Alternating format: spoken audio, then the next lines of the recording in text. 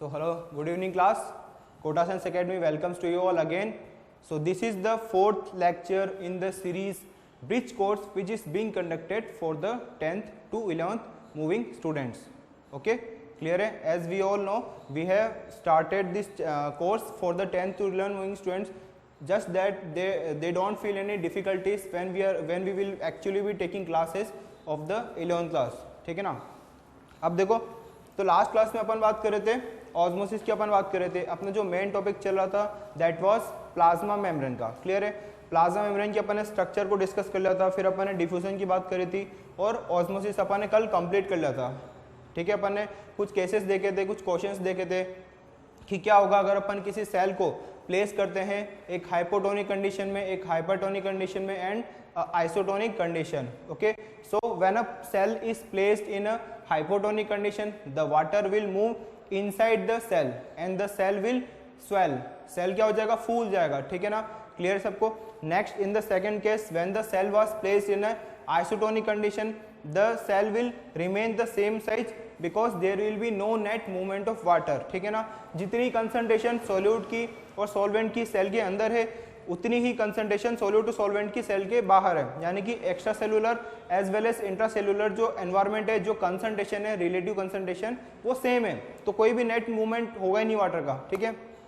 Third, अपन ने जब बात करी थी when the cell was placed in a hypertonic condition then there will be a movement of water from the cell to outside the cell. The water will move from cell to outside the cell. ठीक है ना, clear सबको. ऐसा क्यों हो रहा था, क्योंकि जो कंसंट्रेशन ऑफ सोल्यूट थी वो कहाँ ज्यादा थी, बाहर ज्यादा थी. That is the hypertonic condition. ठीक है ना, ये अपन ने बात कर ली थी. तो इस चीज को ध्यान रखना, इसको आपको डायरेक्टली ध्यान रखना है. हाइपोटोनिक में सेल जो है वो स्वेल हो जाएगा, आइसोटोनिक में सेल की साइज बिल्कुल सेम रहने वाली है और हाइपरटोनिक कंडीशन में जो सेल है वो पिचक जाएगा. ठीक है ना, सेल विल श्रिंक.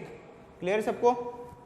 तो देखो नेक्स्ट, अगर आप आगे की बात करते हैं तो देखो जो प्लाज्मा मेम्ब्रेन होती है, मैंने आपको बताया था कि प्लाज्मा मेम्ब्रेन का जो स्ट्रक्चर है वो कैसा है, दैट इज फ्लूइड नेचर है. ठीक है, इसका मैंने आपको ये भी बताया था कि जो मॉडल है प्लाज्मा मेम्ब्रेन का जिसकी अपन स्टडी करते हैं that is being the most accurate model. ठीक है, that is the fluid mosaic model. ठीक है ना, फ्लूइड मोज़ेक मॉडल क्या है ये, इसकी डिटेल अपन बाद में पढ़ेंगे 11th क्लास में. फिलहाल के लिए बस इतना अपन समझ लेते हैं बेसिक कि ये समझाने की कोशिश करता है कि जो प्लाज्मा मेम्ब्रेन है उसका नेचर कैसा है. ठीक है ना, अपन नेचर की बात करते हैं ना कि किसी सब्सटेंस का नेचर क्या है. ठीक है, ये सॉलिड है, लिक्विड है, फ्लूइड है, कैसा नेचर है. तो प्लाज्मा मेम्ब्रेन का जो नेचर है वो कैसा है, फ्लूइड है. ठीक है, बेसिकली ये फ्लूइड नेचर का है. तो आप ऐसे इमेजिन करो कि एक राउंड बॉल है. ठीक है ना, एक स्फेरिकल बॉल है.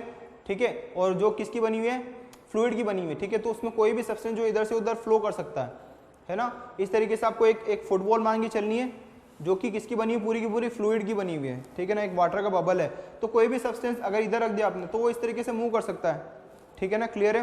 तो यही क्या कहलाता है, that is due to the fluid mosaic model, fluid nature of the plasma membrane. ठीक है, क्लियर है. अब देखो, तो इस फ्लूइड नेचर की वजह से जो प्लाज्मा मेम्ब्रेन का बेसिक जो नेचर होता है वो कैसा होता है, फ्लेक्सिबल होता है. This fluid nature provides flexibility to the plasma membrane. ठीक है ना, क्लियर है सबको. तो देखो अब इस फ्लेक्सिबिलिटी की वजह से होता क्या है, हमारे पास दो प्रोसेस आते हैं. First is endocytosis.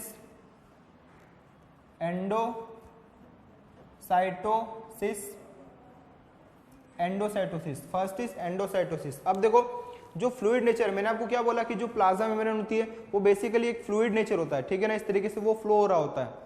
क्लियर है. जो फॉस्फोलिपिड की बायलेयर है वो ऐसे जो है मॉलिक्यूल्स मूव कर सकते हैं. ठीक है, उसके अंदर जो प्रोटीन है वो भी इस तरीके के मूव कर सकते हैं. तो देखो अब जो प्लाज्मा मेम्ब्रेन की जो फ्लूइड नेचर है, ठीक है, जो फ्लूइड नेचर है वो उस सेल को इनेबल करती है किसी भी एक्सटर्नल एनवायरनमेंट से फूड को इंटेक करने के लिए या किसी भी सब्सटेंस को इंटेक करने के लिए.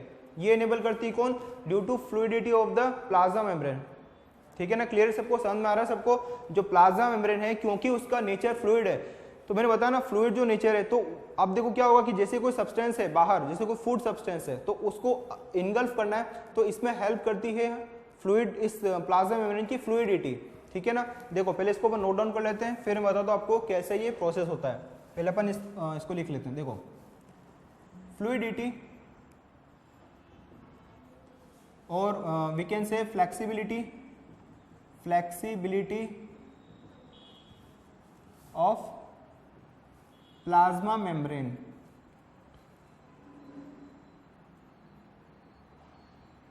Fluidity or flexibility of plasma membrane enables the cell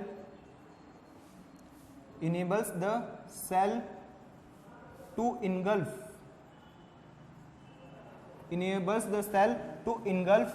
food particles, food material, or rather we can say food material and other substances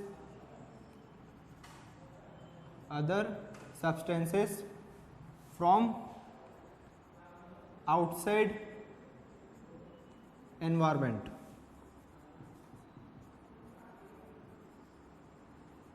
okay, clear है सबको? देखो क्या कह रहे हैं हम, जो प्लाज्मा मेम्ब्रेन का फ्लूइड नेचर है वो इनेबल करता है उस सेल को कि वो बाहर से एक्सटर्नल एनवायरनमेंट से फूड को कैप्चर कर सके, इनगल्फ कर सके, और या फिर कोई दूसरे भी और कोई पार्टिकल तो उसको भी वो इनगल्फ कर सके, कैप्चर कर सके, ठीक है ना।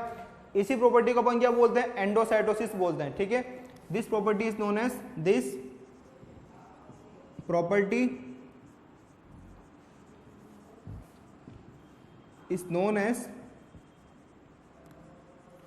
एंडोसाइटोसिस, ठीक है ना, एंडोसाइटोसिस। क्लियर है?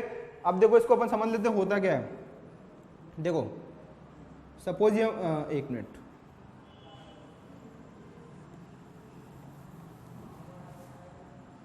ठीक है, प्लाज्मा मेम्ब्रेन है सपोज, क्लियर है? अब देखो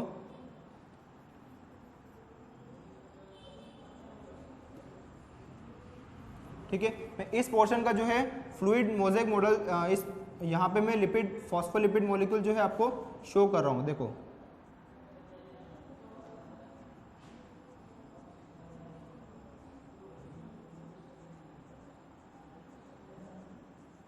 क्लियर है ना?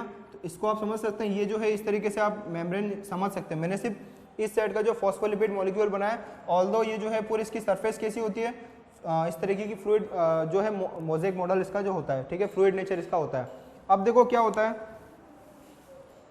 ठीक है, जब कोई पार्टिकल आता है, ठीक है, जब कोई पार्टिकल आता है इस जगह पे, देखो ठीक है, सपोज कोई फूड पार्टिकल है और वो यहाँ पे आता है। अब देखो होगा क्या नेक्स्ट, अगर अपन आगे देखें तो देखो इस तरीके से ये जो मेम्ब्रेन है ये अंदर से, देखो ये जो मेम्ब्रेन होती है, ये जो मेम्ब्रेन है ना, अब ये जैसे यहाँ पे कोई फूड पार्टिकल आएगा तो ये अंदर से बंद हो जाएगी, अंदर से बल्ज हो जाएगी, ठीक है ना, इनसाइड ये बल्ज हो जाएगी। समझ में आ रहा सबको? क्लियर है? अंदर ये कॉन्स्ट्रिक्ट हो जाएगी। समझ में आ रहा सबको? ठीक है, देखो तो ये कुछ इस तरीके की हो जाएगी। क्लियर है? यहाँ पे सेम वही अपन बना देते हैं फॉस्फोलिपिड मॉलिक्यूल्स।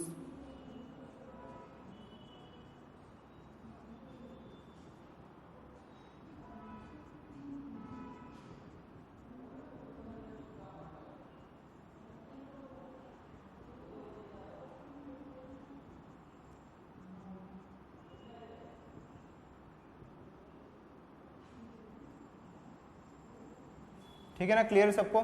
इस तरीके से समझ लो, ठीक है। तो ये जो है इस तरीके से क्या हो रहा है, कॉन्स्ट्रिक्शन हो रहा है, आपको भी समझ में आ रहा है, ठीक है ना। यहाँ पे ये जो पार्टिकल है ये यहाँ पे आ जाएगा। क्लियर है? ठीक है ना? क्लियर है? फर्स्ट जो है पार्टिकल सेल के साइड आता है, फिर जो धीरे धीरे जो प्लाज्मा मेम्ब्रेन है, क्योंकि वो इसकी जो है फ्लेक्सिबल है, प्लाज्मा मेम्ब्रेन कैसी फ्लेक्सिबल है, तो अंदर से जो है इससे इस तरीके से वो बल्ज करेगी, अंदर घुसेगी, ठीक है ना। अब इस तरीके से जो है इसका एक डिप्रेशन बन जाएगा। क्लियर है? जैसे अगर अपन बात करें कोई वाटर है, वाटर के अंदर अगर एक डिप्रेशन आ गया, इस तरीके से अपन एक डिप्रेशन लगा दिया है ना, जैसे वो भंवर होता है, ठीक है, वाटर घूमता है तो अंदर एक डिप्रेशन आ जाता है ना। समझ में आ रहा है सबको? जब ऐसे कुछ तूफान आता है, ठीक है, चक्रवात आते हैं, तो बीच में एक डिप्रेशन बनता है, एक पूरा एक होल टाइप बन जाता है, ठीक है, उस तरीके का यहाँ पे एक डिप्रेशन बन जाएगा। क्लियर है? फिर देखो नेक्स्ट क्या होगा, होने वाला है, फिर नेक्स्ट देखो इस तरीके से जो ये है, अब ये देखो यहाँ से जो है ये ब्रेक डाउन हो जाएगा, इस तरीके से ये देखो ये ब्रेक डाउन हो जाएगा।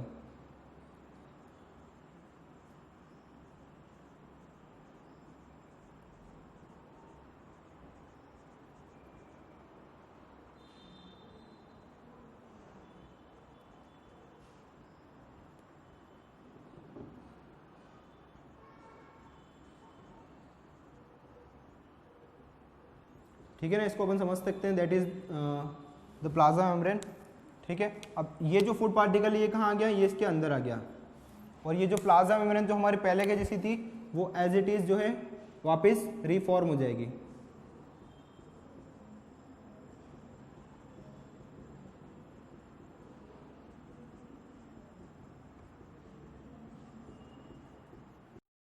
ठीक है, अभी हमें जो है ज़्यादा डिटेल में नहीं आना कि ये जो पूरा प्रोसेस और क्या हो रहा है, कैसे जो प्लाज्मा मेम्ब्रेन बन रही है, बस अपन देख सकते हैं कि किस तरीके से जो फूड पार्टिकल है वो किस तरीके से अंदर एंटर करता है। देखो फर्स्ट स्टेप में क्या होता है, फूड पार्टिकल सेल के पास आता है। ठीक है, सेकंड स्टेप में क्या होता है, एक डिप्रेशन क्रिएट होता है।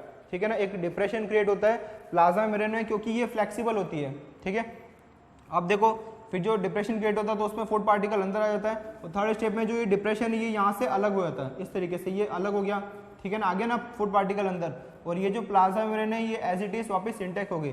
सो this process is known as endocytosis. इसी को अपन क्या बोलते हैं, एंडोसाइटोसिस। ठीक है ना, क्लियर है।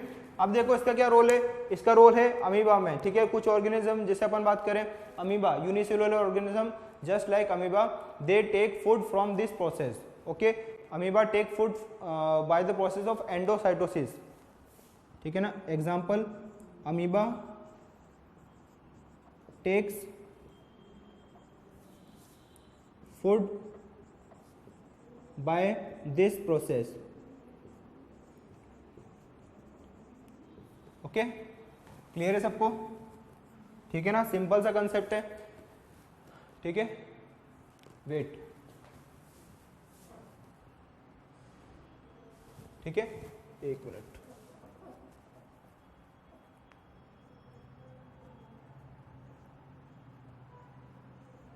Okay, endocytosis. Next we will see exocytosis.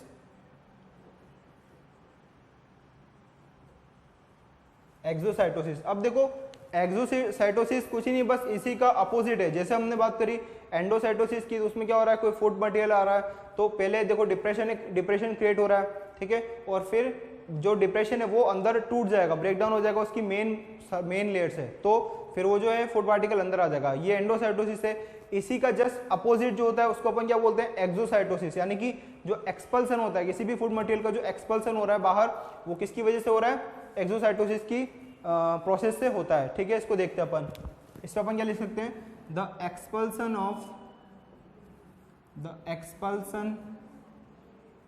Of food particles, or rather we can say the expulsion of waste materials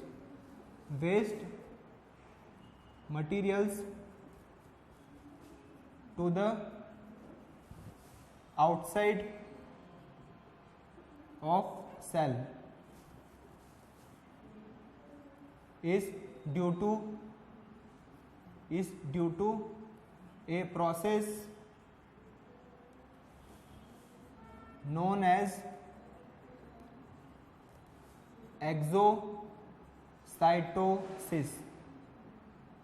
exocytosis.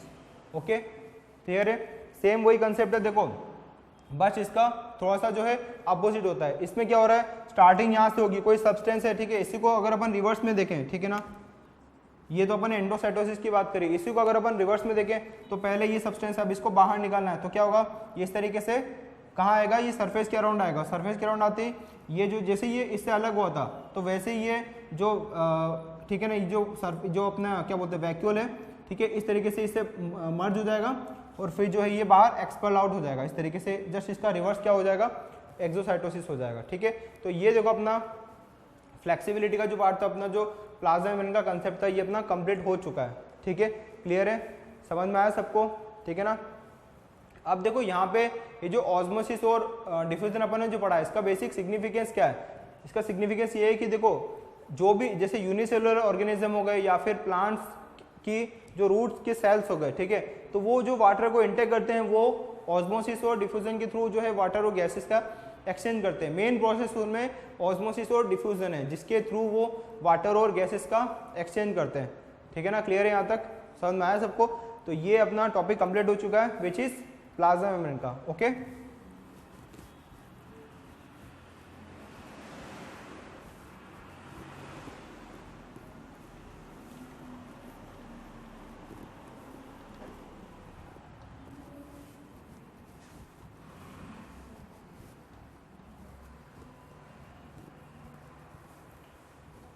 Okay let's see.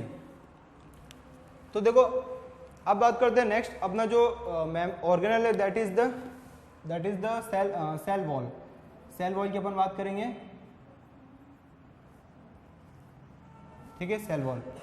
तो देखो फर्स्ट थिंग तो जो सेल वॉल है, सेल वॉल स्पेसिफिकली देखो कुछ organism में पाई जाती है, जैसे कि प्लांट्स, फंगस और कुछ बैक्टीरिया में। क्लियर समझ में आ रहा है सबको? This cell wall is absent in animal cell. किसी भी एनिमल सेल में ये सेल वॉल प्रेजेंट नहीं होती है, ठीक है ना? क्लियर सबको? ये स्पेसिफिकली प्रेजेंट होती है in the plant cell, fungus and some bacterias. Okay, लेकिन हम यहाँ पे बात करेंगे सिर्फ प्लांट सेल की, ठीक है ना? तो देखो first of all present in plant cells, present in plant cells.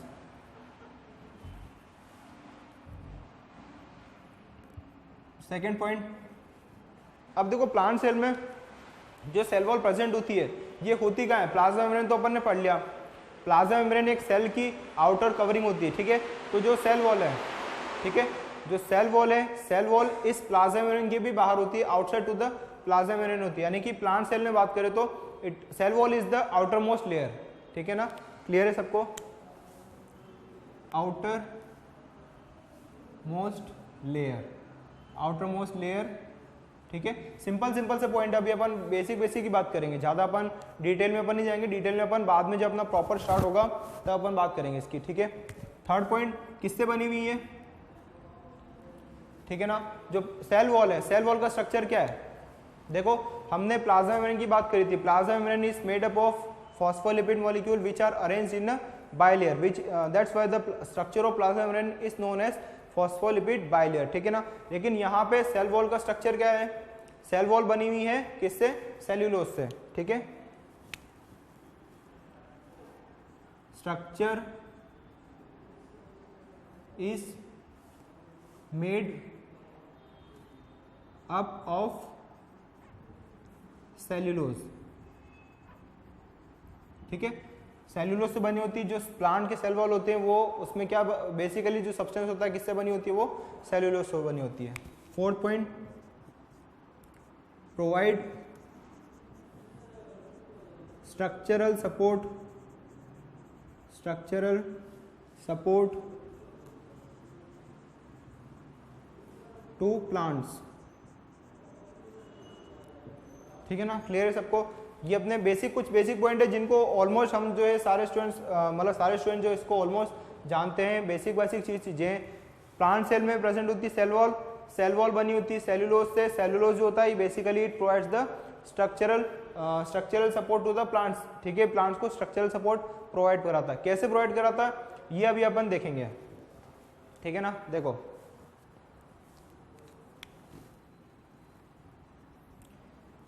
अब यहाँ पे अपने कुछ कंसेप्ट आते हैं। First concept is plasmolysis. Plasmolysis, ठीक है? प्लाज्मोलाइसिस, देखो प्लाज्मोलाइसिस एक बहुत ही ज़्यादा इंपॉर्टेंट कंसेप्ट है, ठीक है ना? ये किसमें जो होता है ये शो होता है हमको प्लांट सेल में, ठीक है ना? ये स्पेसिफिकली अपन को प्लांट सेल में शो होता है। अब देखो होता क्या है, तो मैंने आपको लास्ट लेक्चर में बताया था कि क्या होगा जब अपन एक सेल को प्लेस करेंगे एक हाइपरटोनिक वाटर में, ठीक है ना?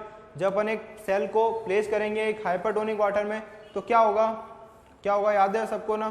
ठीक है, जब हाइपरटोनिक वाटर में सॉल्यूशन में प्लेस करते हैं यानी कि बाहर जो है कंसंट्रेशन सोल्यूट की ज़्यादा है, अंदर कंसंट्रेशन सोल्यूट की कम है, तो डेफिनेटली सेल के अंदर का जो वाटर है, जो सॉल्वेंट है वो बाहर आएगा, ठीक है? तो अल्टीमेटली क्या होगा, सेल के अंदर से देखो वाटर बाहर आ गया, ठीक है? जो तो वाटर बाहर आने से होगा क्या, जो सेल के जो कंटेंट है वो क्या हो जाएंगे, श्रिंक हो जाएंगे।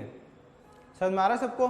ठीक है ना? जो सेल है, सेल के अंदर जो है, अगर सेल के अंदर से वाटर बाहर आ जाएगा तो सेल के अंदर के साइज जो है वो सेल जो है थोड़ा सा श्रिंक हो जाएगा। अपन ने लिखा था ना वहाँ पे। ये सेम वैसा ही जैसे एक बलून है, ठीक है? तो बलून के अंदर से अगर हवा निकल जाए, ठीक है, तो क्या होगा, वो सिकुड़ जाएगा। समझ में आ रहा है सबको? ठीक है ना? वो सिकुड़ जाएगा। तो सेम ऐसा ही जो है कंसेप्ट कहाँ अप्लाई होगा, ठीक है स्टूडेंट? तो मैं क्या बोला था कि जो सेल होता है, तो जब सेल को अपन प्लेस करते हैं हाइपरटोनिक सॉल्यूशन में तो सेल के अंदर से वाटर बाहर आ जाता है, उस वजह से सेल श्रिंक हो जाता है। क्लियर है, ये अपन पढ़ चुके हैं। अब देखो, अब इस कंसेप्ट को अपन देखते हैं क्या होगा। सेल, एक प्लांट सेल को अगर अपन प्लेस करें तो देखो, जब अपन प्लांट सेल को प्लेस करते हैं हाइपरटोनिक वाटर में, देखो सपोज ये प्लांट सेल है और ये क्या है, इसकी आउटर मोस्ट सेल वॉल है, ठीक है, ये प्लाज्मा मेम्ब्रेन होगी,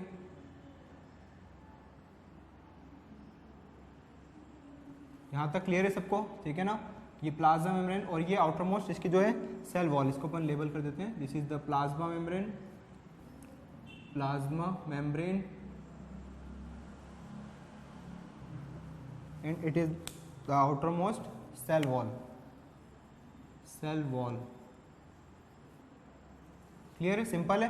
प्लांट सेल, यहां पे अपन किसकी बात कर रहे हैं, प्लांट सेल की बात कर रहे हैं, ठीक है। तो देखो, जब अपन प्लांट सेल को प्लेस करते हैं किसमें, देखो प्लांट सेल को अपन प्लेस कर रहे हैं एक हाइपरटोनिक सॉल्यूशन में, ठीक है। हाइपरटोनिक सॉल्यूशन का मतलब क्या हो, यहाँ पे क्या ज़्यादा है, सोल्यूट ज़्यादा है, हाइपर मतलब सोल्यूट ज़्यादा, हाइपरटोनिक,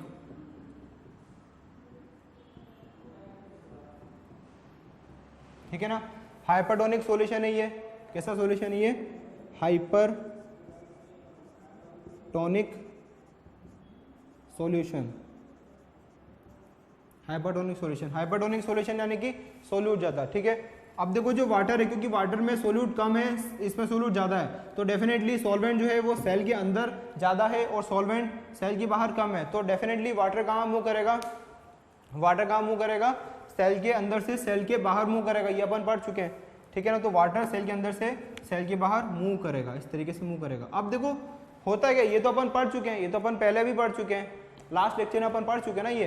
तो अब देखो यहाँ पे क्या स्पेशल हो रहा है, देखो अब देखो, तो अगर यहाँ पे सेल वॉल नहीं होती तब तो क्या ये जो सेल है ये खत्म हो जाता, ये डैमेज हुआ था, ठीक है। अगर तो यहाँ पे सेल वॉल नहीं होती तब तो ये सेल जो है मर चुका होता, डैमेज हो चुका होता, ठीक है ना।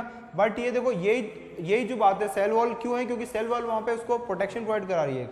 कैसे प्रोटेक्शन प्रोवाइड करी है, देखो ये फर्स्ट वे है, जब भी अपन सेल को एक हाइपरटोनिक सॉल्यूशन में रखते हैं, ठीक है ना, क्योंकि अपन जानते हैं देखो प्लांट्स जो है, प्लांट्स जिस जगह पे ग्रो करते हैं, अब वहाँ पे अलग अलग कंडीशन हो सकती है, एनवायरमेंटल कंडीशन वेरी कर सकती है, जरूरी नहीं कि हर प्लांट को जो है आइडियल कंडीशन ही मिले, सॉइल की, वाटर की, ठीक है। हो सकता है कि किसी जगह प्लांट जो है एकदम हाईली सलाइन वाटर में हो, ठीक है, हो सकता है वहाँ पे जो है बहुत ज़्यादा सॉल्ट हो, तो हाइपरटोनिक कंडीशन हो चुकी है वहाँ पे। अब ऐसी कंडीशन में अगर तो प्लांट के पास सेल वॉल नहीं होती तब तो क्या होता कि तब तो ये जो सेल है ये तो खत्म हो चुका होता, क्योंकि इसकी जो प्लाज्मा मेम्ब्रेन ये श्रिंक हो जाएगी। देखो इस तरीके से यहाँ पे क्या होगा इस कंडीशन में, ये जो प्लाज्मा मेम्ब्रेन है ये क्या हो जाएगी, श्रिंक हो जाएगी, देखो इस तरीके से, ठीक है ना। क्लियर है। लेकिन सेल वॉल क्या होगी, अपन जानते हैं सेल वॉल जो है, सेल वॉल कैसी होती है, रिजिड स्ट्रक्चर होता है सेल वॉल का, ठीक है ना। सेल वॉल का रिजिड स्ट्रक्चर है, इसलिए जो सेल वॉल है वो अपनी जगह पे इंटैक्ट बना रहता है, सेल वॉल में कोई डैमेज नहीं आता। लेकिन प्लाज्मा मेम्ब्रेन क्या हो चुकी है, प्लाज्मा मेम्ब्रेन श्रिंक हो चुकी है, ठीक है ना। लेकिन कोई दिक्कत नहीं, जैसे ही वाटर इसके अंदर एंटर करेगा तो ये वापस जो है अपनी शेप को रीएन कर लेगी। क्लियर है सबको। यहाँ पे ये जो रोल आता है, ये प्रोटेक्शन आता है सेल वॉल का, समझ में आ रहा है सबको। अब सेल वॉल का क्या रोल है, ठीक है। सेल वॉल जो है ऐसी कंडीशन से बचाता है प्लांट सेल को, ठीक है ना, कि कल को अगर मान लो ऐसे बहुत ज्यादा अगर सॉल्ट की कंडीशन आ गई, हाइपरटोनिक कंडीशन आ चुकी है, ठीक है, तो वहां तो सेल खत्म हो जाना चाहिए था, बट वो नहीं हो रहा है, वो बच जाएगा। क्यों, क्योंकि वहां पे सेल वॉल है। प्लाज्मा मेम्ब्रेन श्रिंक हो जाएगी लेकिन सेल वॉल श्रिंक नहीं होगा, क्योंकि सेल वॉल क्या है, रिजिड है, ठीक है ना। सेल वॉल क्या है, रिजिड है। तो इस तरीके से जो मतलब इस तरीके से प्लाज्मा मेम्ब्रेन श्रिंक हो जाएगी, मगर सेल वॉल श्रिंक नहीं होगा, तो सेल की ओरिजिनल साइज मेंटेन रहेगी। क्लियर है यहाँ तक, ठीक है ना। इसको अपन लिख लेते हैं, क्या होता है प्लाज्मोलाइसिस। देखो इसमें लिख लो आप सब, when a plant cell loses water, when a plant cell loses water through osmosis, then its contents, then there is shrinkage और कॉन्ट्रैक्शन, श्रिंकेज और contraction of cell contents away from the cell wall. This is known as plasmolysis.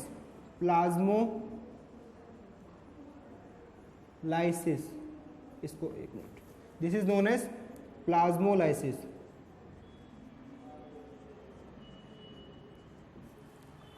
ठीक है, clear है? ठीक है ना। इसको definition को आप लिख सकते हो, ये आपकी जो है एनसीईआरटी की डेफिनेशन है, क्योंकि हमको एनसीईआरटी को ही फॉलो करके चलना है। ठीक है ना। देखो प्लाज्मोलाइसिस क्या होता है, वापस एक बार अपन रिवाइज कर लेते हैं। जब प्लांट सेल को अपन एक हाइपरटोनिक सॉल्यूशन में रखते हैं which is having more solute concentration than the inside of the cell, then what happens is the contents of the cell shrinkage, because due to जब जो सेल वॉल है, जो मतलब जो प्लांट सेल है, प्लांट सेल में से water बाहर आ जाएगा, तो उस वजह से सेल वॉल जो प्लाज्मा मेम्ब्रेन वो श्रिंक हो जाएगी। ठीक है, श्रिंक हो जाएगी यहाँ पे। लेकिन जो सेल की जो सेल वॉल है वो क्योंकि रिजिड होती है तो उसका स्ट्रक्चर मेंटेन करके रखेगी।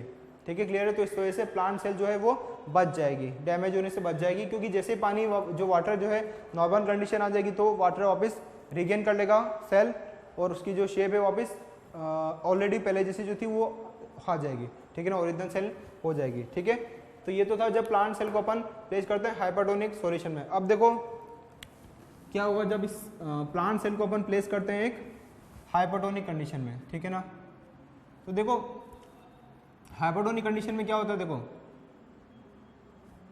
सपोज ये अपना चैम्बर है जिसमें क्या है हाइपरटोनिक कंडीशन है, हाइपोटोनिक सॉल्यूशन है। ठीक है, हाइपोटोनिक सॉल्यूशन है, इसमें अपन प्लेस कर देते हैं सेल, अपना प्लांट सेल। क्लियर है? ये प्लांट सेल और एज इट इज अपन ड्रॉ कर लेते हैं सेल, इसमें प्लाज्मा मेम्ब्रेन। ठीक है, यहाँ तक क्लियर है? ये अब नॉर्मल अपना सेम वैसे एज इट इज जो है सेल हो गया।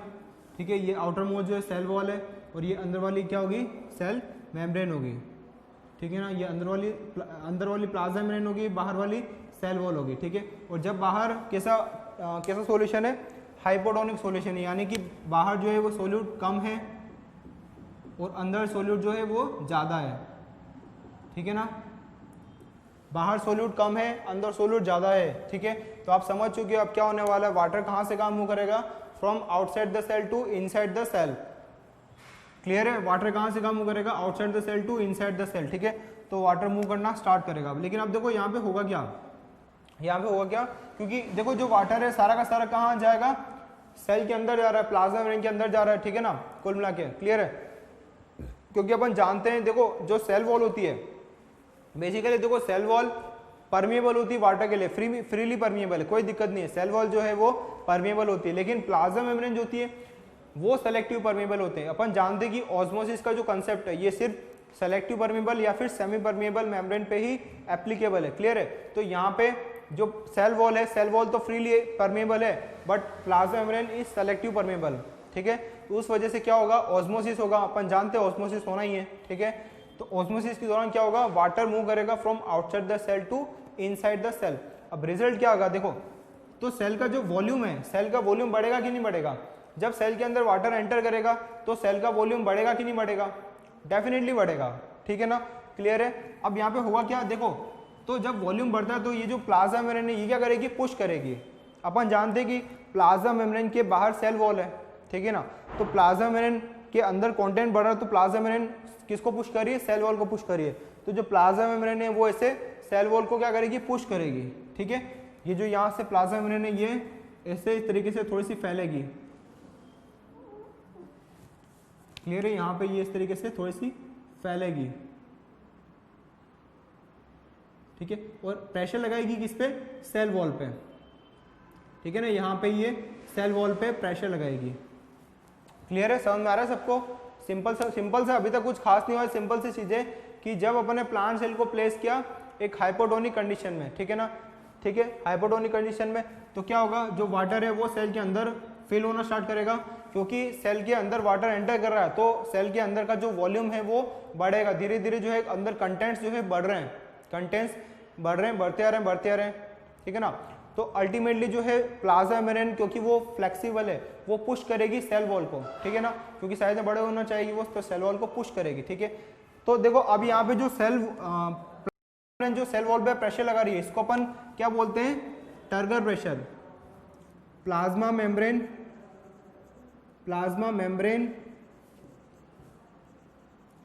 exerts pressure on cell wall is known as ठीक है, जो प्लाज्मा मेम्ब्रेन है सेल वॉल को जो प्रेशर लगा रही है इसको अपन क्या बोलेंगे, this pressure is known as TP. TP means turgor pressure,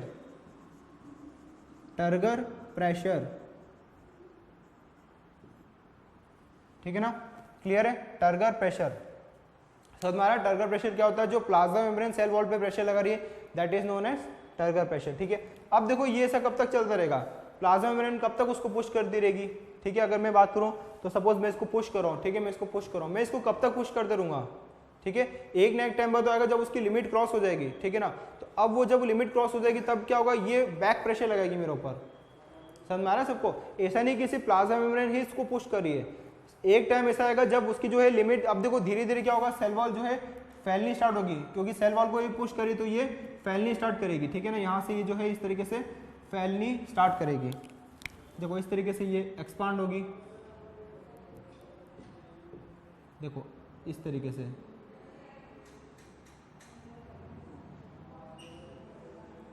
ठीक है ना, इस तरीके से सेल वॉल एक्सपांड होना स्टार्ट करेगी, क्लियर है, ठीक है।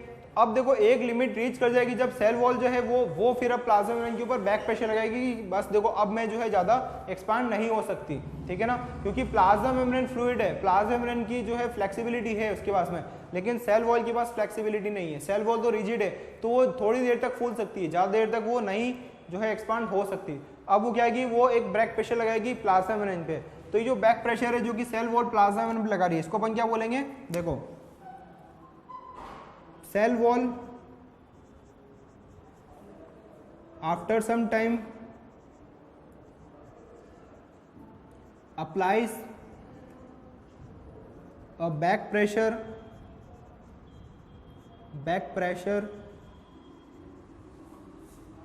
on the plasma membrane